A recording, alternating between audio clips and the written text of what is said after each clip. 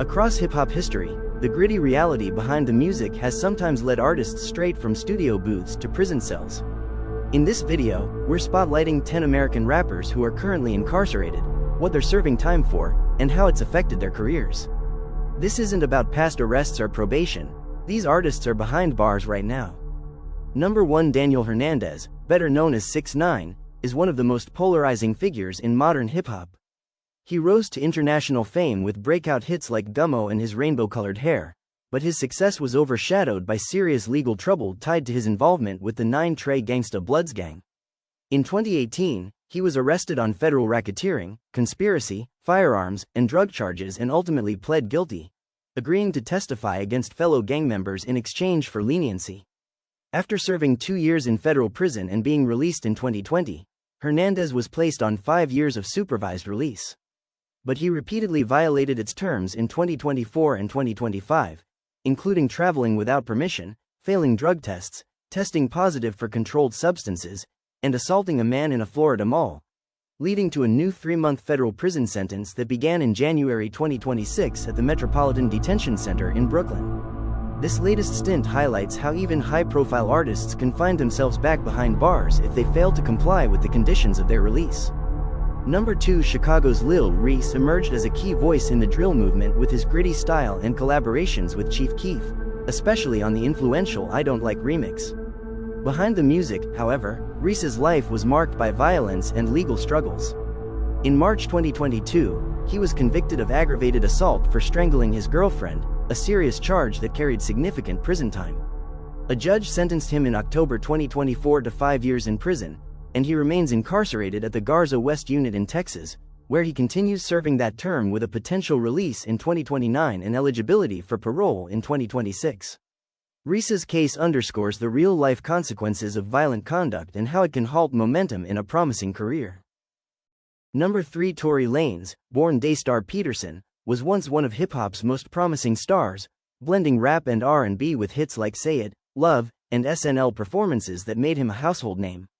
However, his career took a dramatic turn after a July 2020 incident following a party at Kylie Jenner's Hollywood Hills home.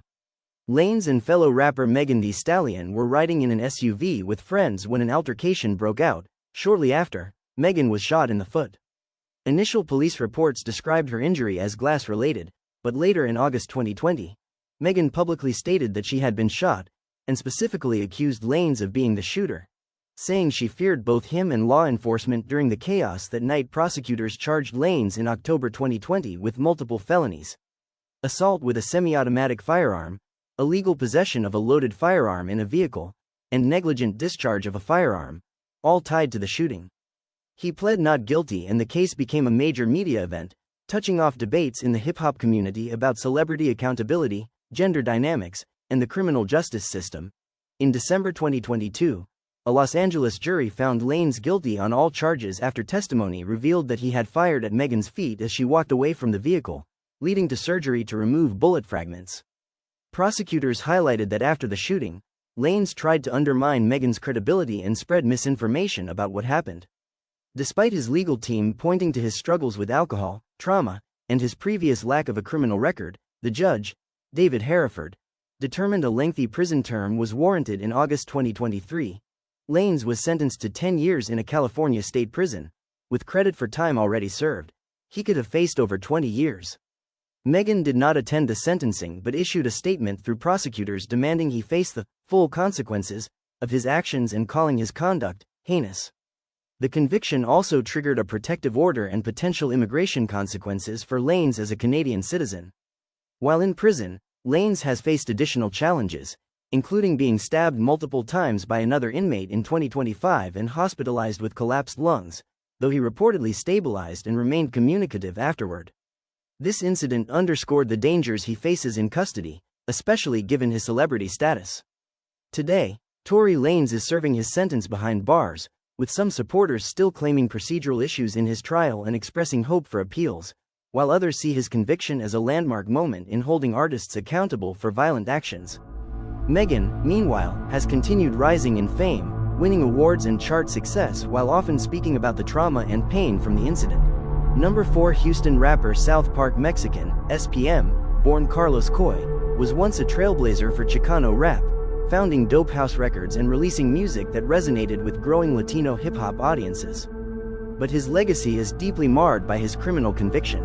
In May 2002, Coy was found guilty of aggravated sexual assault of a child and sentenced to 45 years in prison, a sentence he is still serving at the Ramsey unit in Texas.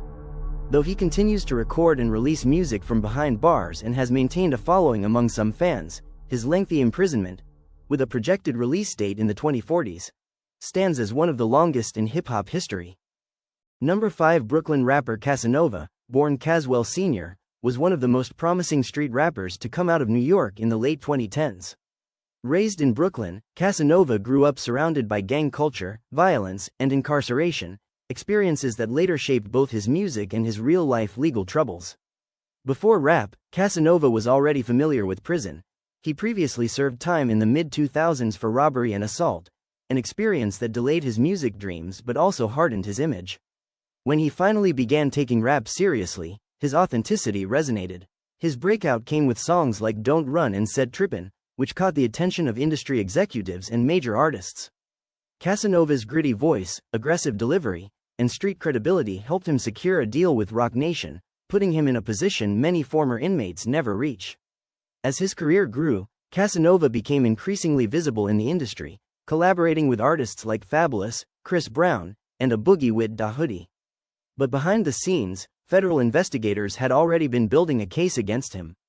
Prosecutors alleged that despite his music success, Casanova remained deeply involved with the untouchable guerrilla Stone Nation, a Bloods-affiliated street gang operating in Brooklyn. According to the federal indictment, Casanova wasn't just affiliated, he was accused of being an active participant who used his influence, money, and connections to assist criminal activity, including drug trafficking, robbery conspiracies, and acts of violence. In December 2020, Casanova was arrested and hit with federal RICO charges, one of the most serious legal weapons prosecutors can use.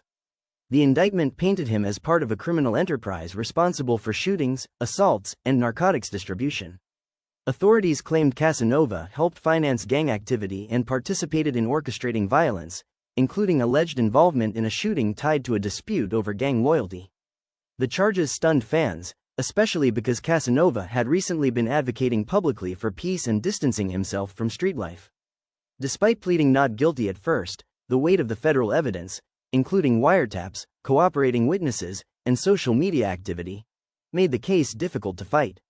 While awaiting trial, Casanova was denied bail and held in federal custody, cutting him off from the outside world and effectively freezing his music career at its peak. In 2022, facing the possibility of decades behind bars if convicted at trial, Casanova made the decision to plead guilty to racketeering and drug conspiracy charges. During court proceedings, he openly admitted to past mistakes, acknowledged his role in the criminal enterprise, and expressed regret for not fully leaving the streets behind when he had the chance. His guilty plea marked a turning point, not just legally, but emotionally, as Casanova publicly accepted responsibility for the choices that led him back to prison. In 2024, Casanova was sentenced to more than 15 years in federal prison, a devastating blow to his career and family. The judge cited his prior criminal history, the seriousness of the offenses, and the danger posed by organized gang activity as reasons for the lengthy sentence. Now incarcerated at a federal correctional facility, Casanova faces the reality of spending much of his adult life behind bars, with a projected release date in the late 2030s. From prison, he has continued to speak to fans through letters and recorded messages, often stressing accountability and warning younger artists not to repeat his mistakes. Casanova's story stands as one of hip-hop's clearest examples of how success doesn't erase the past. Despite industry support, money, and opportunity, unresolved street ties ultimately caught up with him. His rise and fall highlight the harsh reality that federal cases move slowly but strike hard, and once RICO charges are involved, very few defendants walk away free. Today, Casanova remains incarcerated, his career on pause, serving as both a cautionary tale and a reminder of how close rap and real life can truly be. Number 6. YNW Melly, born Jamel Maurice Demons, grew up in Gifford, Florida, a small community near Vero Beach marked by poverty, instability, and violence.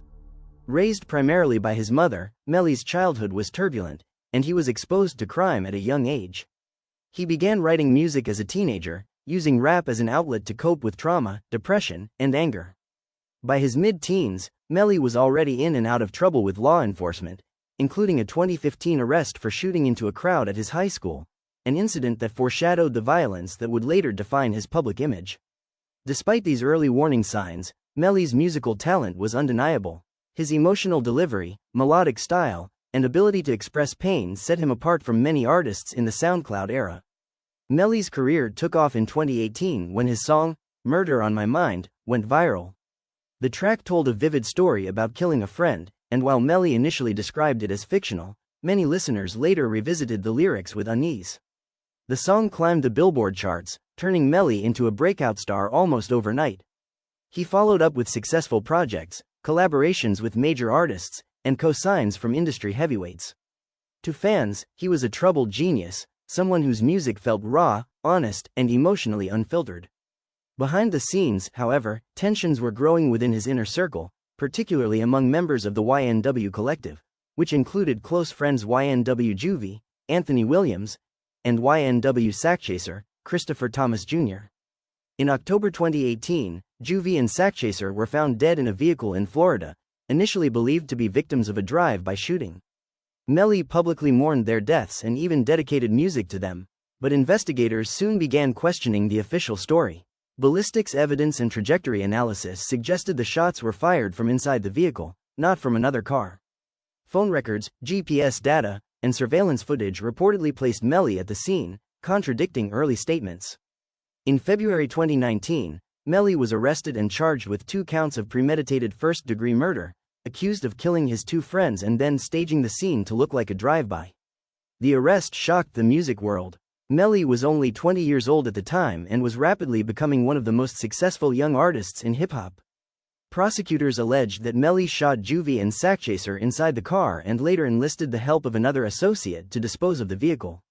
The state announced it would seek the death penalty, elevating the case to one of the most serious legal battles any rapper has ever faced. Melly pleaded not guilty and was held without bond in Broward County Jail, where he has remained incarcerated ever since. Despite being locked up, Melly's career continued in an unusual way.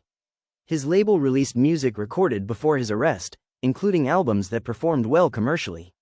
Fans remained deeply divided, some believing in his innocence and claiming he was being targeted, others convinced the evidence pointed clearly toward guilt. The case became a cultural lightning rod, raising questions about separating art from the artist and whether Melly's music reflected real-life actions or artistic expression. Melly's first trial began in 2023, drawing massive attention. Prosecutors presented forensic evidence, digital data, and testimony aimed at proving premeditation, while the defense challenged the credibility of witnesses and the interpretation of evidence. After weeks of testimony, the jury was unable to reach a unanimous verdict, resulting in a mistrial. For Melly, this was not freedom, it simply meant the case would start again. Prosecutors quickly announced plans to retry him, and Melly was returned to jail to await the next phase of his legal battle. As the years passed, Melly's time in custody grew increasingly difficult.